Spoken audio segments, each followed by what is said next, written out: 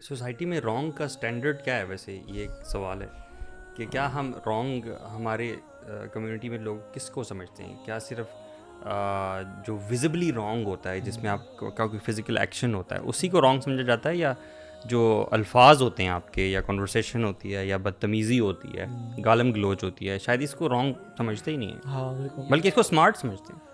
یہ ویسے سبحان تو اللہ مجھے تو یہ سمجھ میں آتی ہے بات کہ دیکھیں ہم نا عموماً زبان سے جو کہنا چاہتے ہیں ادا کر دیتے ہیں وداؤٹ ایون ریئلائزنگ کہ اس سے کیا کانسیکوینسز ہیں، what are the repercussions of it.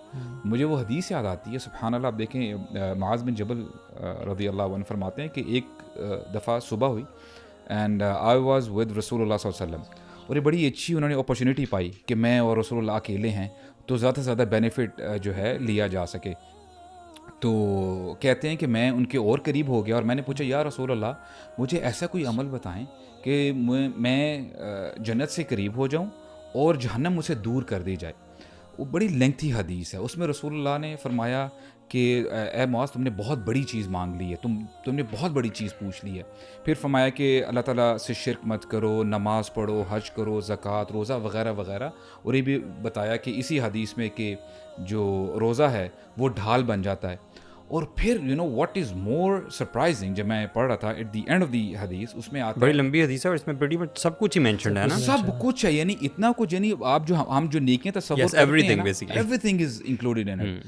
پھر رسول اللہ نے فرمایا کہ اے معاذ کیا تمہیں پتہ ہے ان سب کا دار و مدار کس چیز کے اوپر ہے، کس چیز کے اوپر ہے؟ تو معاذ بن جبل نے کہا بلا یا رسول اللہ آپ بتائیں کیا ہے. تو انہوں نے سمری بتا دی انہوں نے. پھر رسول اللہ نے فقال یعنی اخذ بلسانہ، انہوں نے اپنی زبان کو پکڑا رسول اللہ نے صلی اللہ علیہ وسلم اور کہا کف عن ھذا، یعنی اس کو تھام کے رکھو، اس کو روک کے رکھو. تو معاذ بن جبل نے کہا یا رسول اللہ انا لمؤاخذون بما نتکلم بھی، کہ یا رسول اللہ ہمیں کیا پوچھا جائے گا جو ہم بات کرتے ہیں اپنی زبانوں سے، کہ ہمیں پکڑا جائے گا اس بحاف پہ؟ تو رسول اللہ نے فرمایا ثقلت کا امک یا معاذ، یعنی ایک محاورہ ہے عربک میں کہا جاتا ہے کہ تیری ماں تجھے گھوم پائے کہ کیسا کویشچن کر رہے ہو.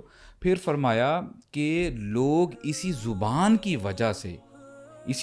وجہ سے جہنم میں اوندے منہ دھکیلے جائیں گے، ان کو ڈالا جائے گا.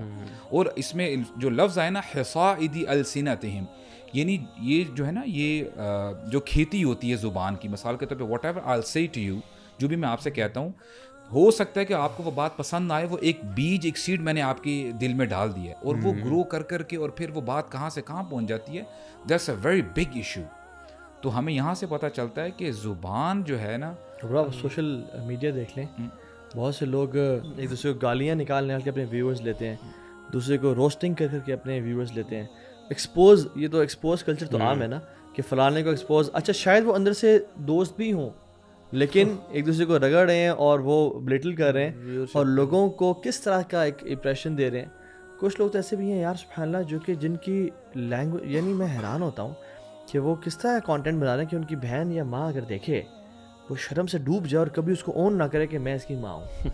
لیکن اتنا سوسائٹی کا جو مورل ایتھیکل لیول گر گیا ہے، دے پراؤڈلی سے کہ یہ ہمارا بیٹا ہے، اور وہ اس میں ماں بہنی گالیاں دے رہا ہے. اس میں یعنی ایون جو ڈراماز یا جو فلمز بناتے ہیں اس پہ یوٹیوب پہ، اس میں ایسی گندی باتیں، فحش باتیں.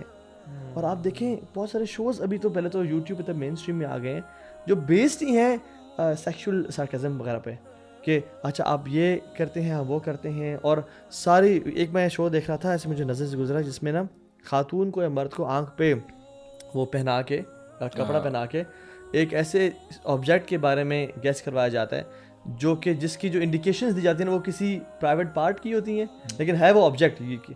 تو اس کا شروع یہاں سے ہوتا ہے، ختم یہاں پہ ہوتا ہے، اور اس کام آتا ہے اس کام آتا ہے، اور وہ ہنس رہے ہیں سارے، اس میں بہنیں بیٹھی ہوئی ہیں، بھائی بیٹھے ہوئے ہیں، سب بیٹھے ہیں، اور وہ سب، یعنی دیوسیت کی انتہا ہو گئی یار. It's supposed to be entertainment, you know. Yes, حیران ہوں.